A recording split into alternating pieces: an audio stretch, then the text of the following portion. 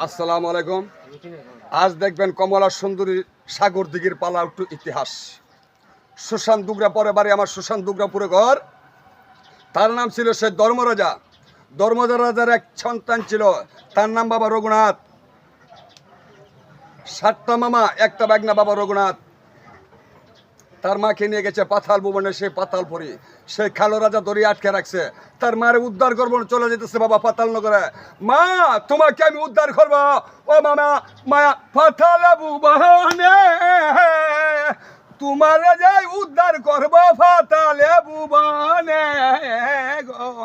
আরে কোথায় রইল কালো রাজা, বলি যে তোমারে মারে যেন উদ্ধার করবো পাতালে ভুবনে গো। আরে রঘুনাথ যাইতে আছে ও বাবা পাতাল ভুবনে, রঘুনাথ যাইতে গিয়ে আছে পাতালে ভুবনে গো।